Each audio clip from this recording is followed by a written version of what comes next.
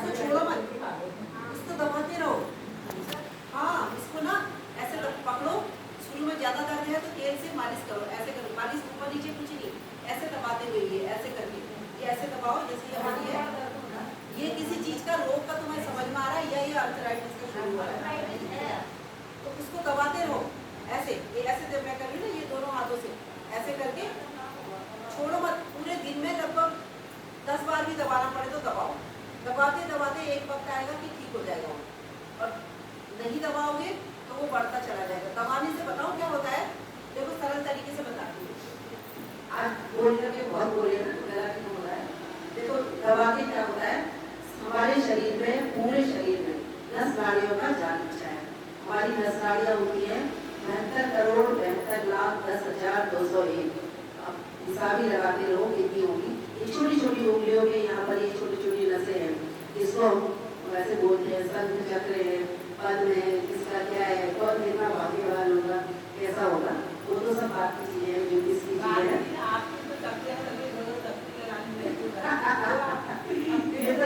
ये तो ज्योतिष वाले जानेंगे, लेकिन हम इतना जानते हैं कि ये भी नसें हैं छोटी छोटी, और पूरे हाथ में, पैर में, आपके चेहरे में एक एक भाग तक नस नाड़ियों का जाल बिछा हुआ है। एक नस हमारी यहाँ पैर में है कोई, तो उसका संबंध हमारे सिर के यहाँ भी होगा, पीठ में भी होगा, हमारी रीढ़ की हड्डी के पास भी होगा, पता लगा हमारा लीवर है वहाँ तक भी वो नस घूम के गई है। इतनी लंबी लंबी नसें होती है, ऐसे ही नाड़ियाँ होती है, पूरे शरीर में उनका जाल बिछा रहता है। कौन सी नस कहाँ से कनेक्टेड है इसका अनुमान लगाना भी बड़ा कठिन होता है, ये एक्यूप्रेशर कभी काम आता है ना। तो ये नसें होती है। जब हमारे शरीर में रक्त दूषित हो जाता है, ब्लड हमारा साफ नहीं होता है। अब हमारा रक्त कैसे दूषित होता है, जब हम, अच्छा फिर बताएंगे आपको, फिर हमारा रक्त कैसे दूषित होता है, जब हम भोजन, हमारा खान पान ठीक नहीं होता है। सबसे पहले तो देर रात को खाना खाना बंद करना, सब लोग जल्दी खाओ। किसी की कोई प्रॉब्लम है, जैसे अब किसी के घर में बिजनेसमैन है या जॉब करते हैं, देर से आते हैं, तो अब उनकी तो मजबूरी है, चलो ठीक है, तुम अपना शरीर भी बिगाड़ रहे हो, कम से कम तुम स्वस्थ रहोगे तो उनका तो ध्यान रख पाओगे। जितना खाना है कम खाना है कम खाओ, ज्यादा खाना है ज्यादा खाओ। 7:30 से 8 बजे तक इतना खाना है खा लो, शाम के समय ज्यादा नहीं खाना चाहिए, हल्का खाओ। या फिर देर हो जाती है तो खाना खाना बंद कर लो, भूखे रह जाओ, दूध पी लो, एक फल खा लो, दूध पी लो। और लोग जो दिन भर नहीं खा पा रहे हैं तो उनको खिला दो, कोई बात नहीं, ये सबके लिए है। जितना शाम के समय कम खाओगे, क्योंकि रात का खाना जैसे जैसे अंधेरा होता है, सूर्यास्त होता है, वैसे वैसे भोजन का पाचन कम होने लग जाता है। हमारी भोजन को बचाने वाली होती है जठराग्नि। हमारे शरीर में 13 प्रकार की अग्नियां होती हैं, उसमें से एक होती है जठराग्नि, जो हमारे भोजन को बचाती है। जैसे जैसे सूर्यास्त होता है वैसे वैसे वो जठराग्नि जो कि मंद पड़ जाती है, भोजन के पाचन की प्रक्रिया धीमी हो जाती है। दिन में 12 बजे से 2 बजे तक बड़ी तेजी से आप जो भोजन करते हो अच्छे से पचता है, फिर उसके बाद धीरे धीरे फिर कम होने लगता है।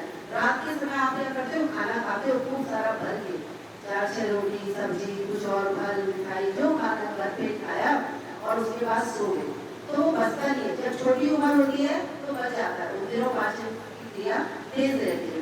जैसे जैसे हमारी उम्र बढ़ती रहती है वो बचेगा नहीं तो अंदर सड़ता है, वो सड़ेगा, फिर अंदर गैस बनेगी, एसिडिटी बनेगी। तो कूड़े का डिब्बा रखते हो ना, डस्टबिन रखते हो, उसमें अगर गीला कूड़ा होता है 2 ही दिन में बदबू आने लग जाती है। डॉक्टर लगा रहेगा, वो सड़ता है, उसको खाली कर दोगे तो बात अलग है, खुला छोड़ दोगे तो भी उतना नुकसान नहीं होगा, लेकिन वो बंद रहता है तो उसके बाद सड़ करके बदबू आके उसमें से कीड़े निकलने लग जाते हैं। ऐसा ही हमारे पेट के अंदर है, फिर वो सड़ता है खाना, तब आपको फिर गैस होती है, एसिडिटी होती है, खट्टे डकार आते हैं, उसी के कारण आते हैं कि अंदर आपका भोजन सड़ने लग जाता है। वो तो उनका तो ये होगा ही होगा, उसके अलावा फिर हमारा जो रक्त है वो भी फिर उसमें मिल जाती है, वो गंदगी सारी हमारे ब्लड में मिलती है। रक्त दूषित हो गया तो रक्त में जो टॉक्सिन जमा हो जाते हैं, छोटी छोटी गंदगी के कण जमा हो जाते हैं, वो हमारी नस नाड़ियों में जम जाते हैं, तब आपको आर्थराइटिस होता है। आर्थराइटिस होता है अक्सर जोड़ों में।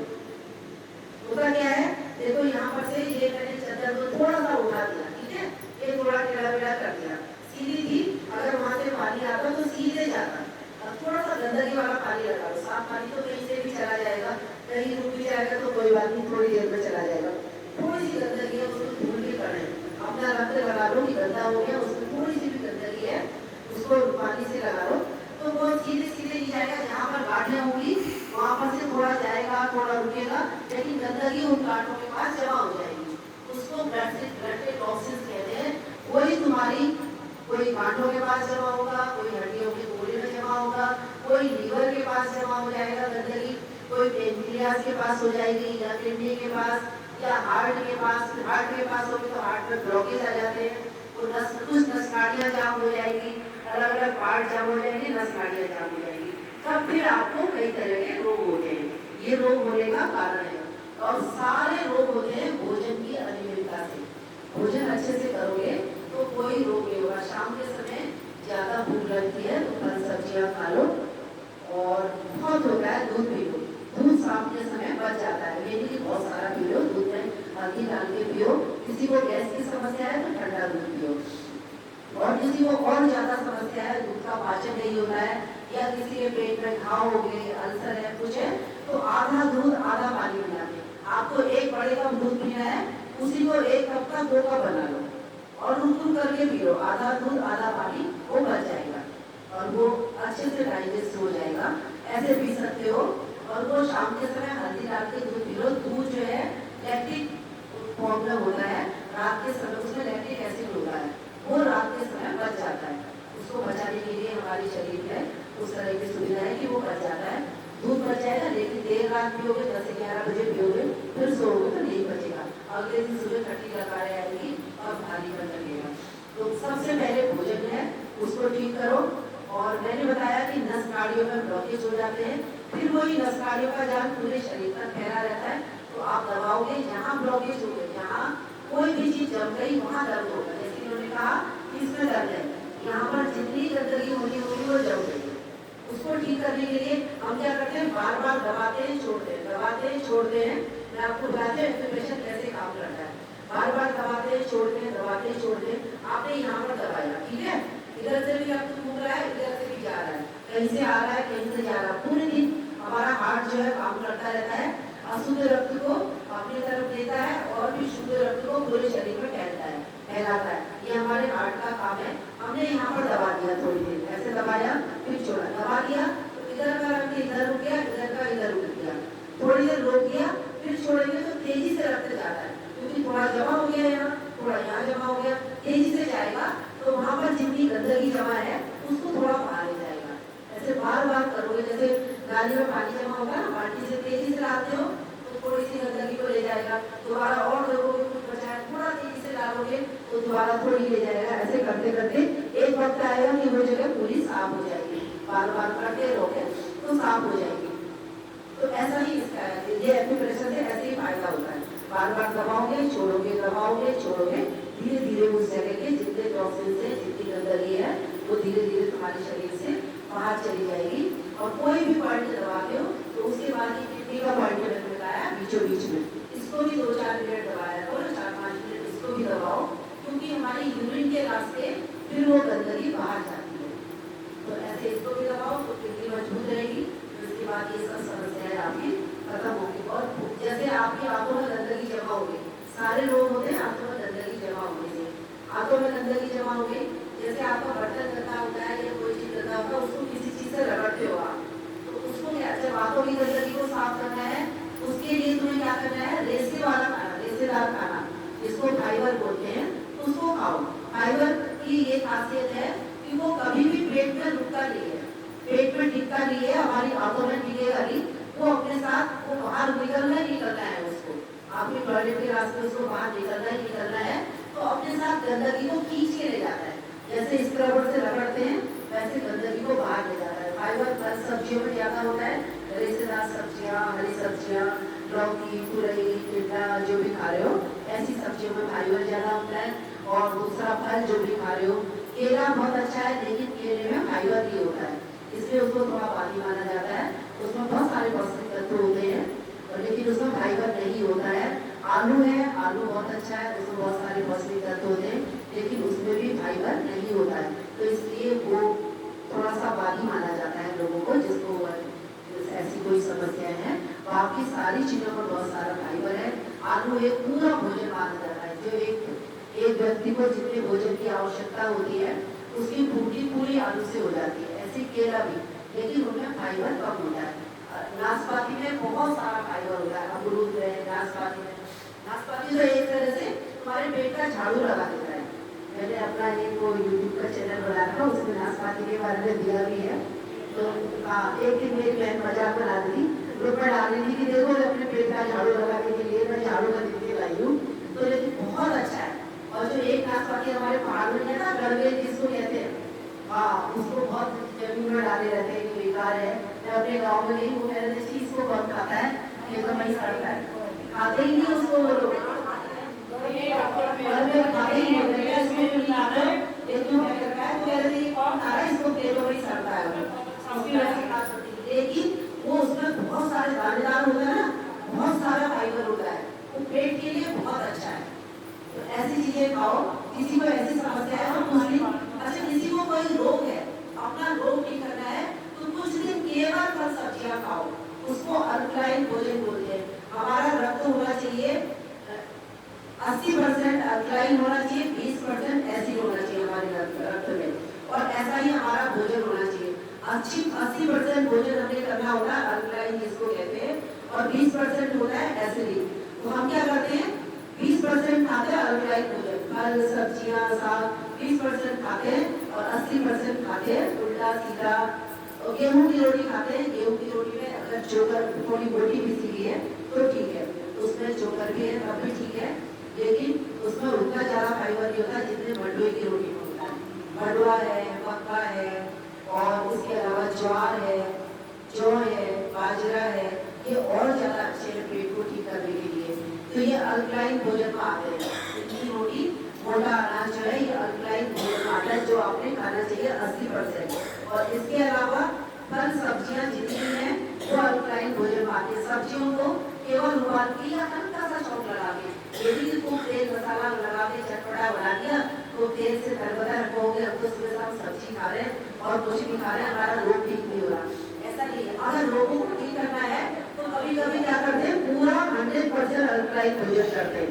आपका 10 दिन ऐसे, जैसे एक हफ्ता नवरात्रि का व्रत रखते हैं, कुछ लोग केवल फलाहार करते हैं, लेकिन उस फलाहार में क्या कर देते हैं, कुट्टू के आटे के पराठे खा रहे हैं, कुट्टू के आटे की पकौड़ी खा रहे हैं, साबुदाने की पकौड़ी खा रहे हैं, तो वो व्रत वो माना नहीं जाएगा। वैसे नहीं माना जाएगा, वैसे तो है वो, लेकिन आपके शरीर के लिए लाभदायक नहीं है। ये हमारे ऋषि मुनियों ने बनाया इसलिए था कि जिस समय ऋतु परिवर्तन होता है उस समय कुछ ऐसा भोजन किया जाए कि शरीर के बाद में अगले ऋतु तक आने तक स्वस्थ रहे। तब एक हफ्ते व्रत का निदान बताया गया था कि बहुत दिन नवरात्रि रख रहे हैं, फलाहार कर रहे हैं, तो उतने दिन केवल अल्कलाइन फूड खाओगे तो तुम्हारा पेट ठीक रहेगा, तुम्हारा शरीर स्वस्थ रहेगा। 4-6 महीने आपने जो भी पूरा करके खाया या आपके शरीर में जो कमी हो गई वो ठीक हो जाएगी।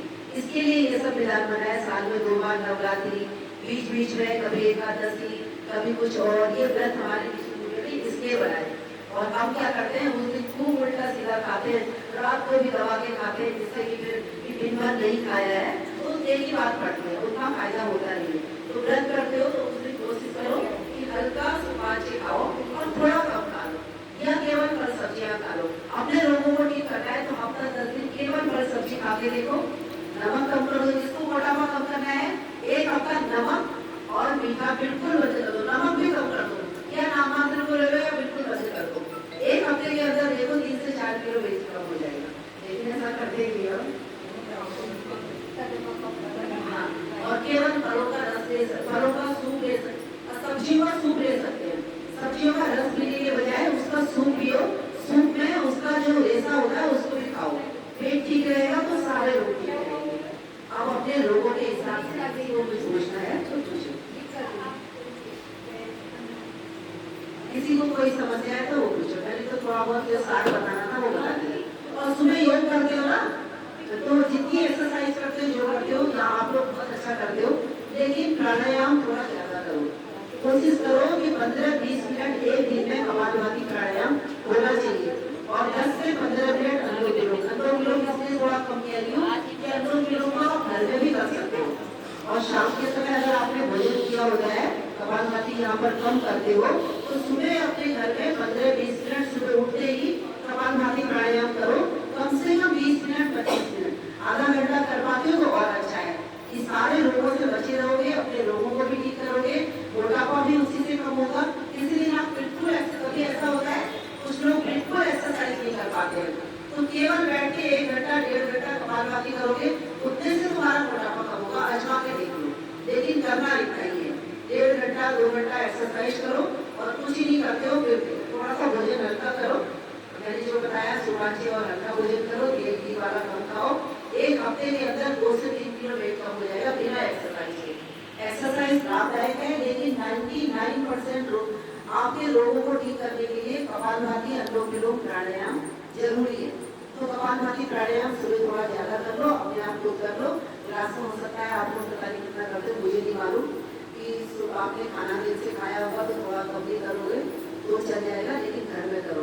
अनुलोम विलोम प्राणायाम कभी भी कर सकते हो, भोजन करने के आधे घंटे बाद से लेकर के कभी भी। और किसी को नींद नहीं आती है, नींद में आने की समस्या है या सिर दर्द है, कोई और परेशानी है, तो रात को बिस्तर पर लेटते हो तो अपना टाइम बर्बाद मत करो, लेटे लेटे अनुलोम विलोम करने लग जाओ और करते करते नींद आ ही जाएगी।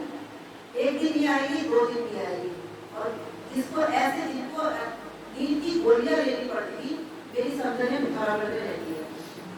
जब मेरे बेटे की शादी हुई, बेटे की सास है, तो वो उनको थायराइड था, उनको साल में 3 बार टाइफाइड हो जाता था, 3 से 4 बार, हर तीसरे चौथे दिन उनको बुखार आ जाता था और उनको नींद नहीं आती थी।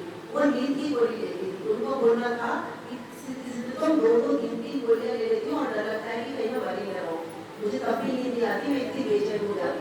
उन्होंने योग करना शुरू किया, योग वही कपालभाति 1-1 घंटा एक्सरसाइज तो शुरू में कभी करती थी।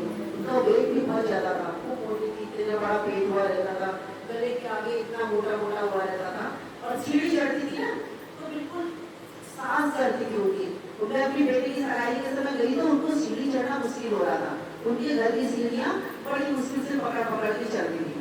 तो लेकिन जब से उन्होंने योग करना शुरू किया, कपालभाति अनुलोम विलोम प्राणायाम तो किया ही किया, तो उनका थायराइड खत्म हो गया, थायराइड की दवाई खत्म हो गई, नींद की गोलियां कहाँ गई पता नहीं है, कुछ पता नहीं। और उनका जो हर साल टाइफाइड हो जाता था, बुखार आता था, सब खत्म। सुबह योग में जाती है, बर्फ गिरी हो चाहे कुछ हुआ हो, पिथौरागढ़ में लक्ष्मी नारायण मंदिर है, वहाँ पर योग होता है, वो 8-10 लोग चाहे बर्फ गिरी हो तब भी जाते हैं और वहाँ सुबह योग करते हैं। शाम के समय एक जगह जाती है योग कराने के लिए, इतना घूमती है, दिन भर दौड़ती है, दुकान भी देखती है, घर भी देखती है, और पूरा दिन सुबह उठती है 4 बजे, रात को 10 ही बजे बिस्तर में पड़ती है, इतना काम करती है। और अब सीढ़ियाँ चढ़ के टक टक टक टक ऊपर से नीचे ऐसी दौड़ लगाती है, सारे रोग खत्म है। केवल प्राणायाम ज्यादा किया करे और बाद में भी सारी एक्सरसाइज भी करती है, खूब सारे आसन कर लेते हैं, ये योग के लाभ है। प्राणायाम में और रात को खाना नहीं खाती है वो भी, मैं भी नहीं खाती हूँ रात के समय खाना, और मेरा ऐसा नहीं है कि मैं कभी बिल्कुल नहीं खाती हूँ। मेरे घर में कोई मेहमान आता है तो उस बेचारे को परेशान थोड़ी करूँगी कि ये नहीं खा रहा, मैं खा रही हूँ, घर पे उसको लगे तो मैं उस दिन खाती भी हूँ। और कभी अच्छा लगता है, कोई चीज़ अच्छी लगती है, बच्चों के साथ है तो थोड़ा सा पूरा कर भी खा लेती हूँ। पूरा कर मैदे की चीज़ें और मैदा की चीज़ें कभी खाना पड़ा, जैसे आज सुबह समोसा खाया, एक मछली भी खाई, तो मैं उसको अगले दिन उसकी भरपाई कर लेती हूँ।